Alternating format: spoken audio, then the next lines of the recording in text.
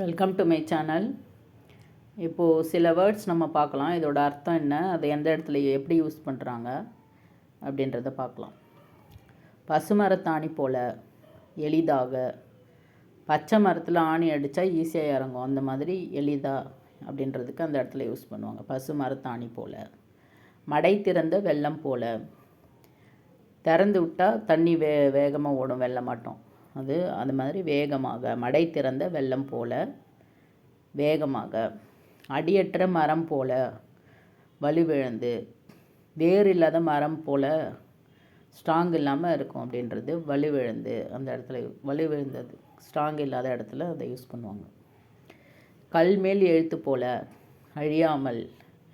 கல்லில் செதுக்கி வச்சா லெட்டர்ஸை அழியாமல் இருக்கும்ல, அந்த மாதிரி அழியாமல் இருக்கும் அப்படின்னு.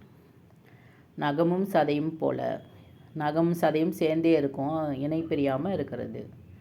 அடுத்தது காட்டும் பளிங்கு போல். கண்ணாடி மாதிரி சொல்லலாம். நல்லா கிளியராக வெளிப்படுத்துறது. அடுத்தது காட்டும் பளிங்கு போல். இலவு காத்த கிளி போல், ஏமாற்றம். அலை ஓய்ந்த கடல் போல். கடலில் அலை அடிச்சுட்டே இருக்கிறதுனால சவுண்டாக தான் இருக்கும் எப்பவும். அலை ஓய்ந்த கடல் போல். அலை நின்றுடுச்சுன்னா கடல் எப்படி அமைதியாக இருக்குமோ அந்த மாதிரி அமைதியாக. இஞ்சி தின்ற குரங்கு போல்.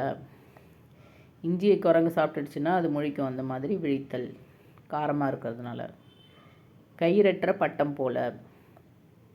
பட்டத்தில் கயிறு இருந்துடுச்சுன்னா அது எங்கே போகிறதுன்னு தெரியாமல் பறந்துட்டுருக்கும், அந்த மாதிரி தவித்தல், வேதனை.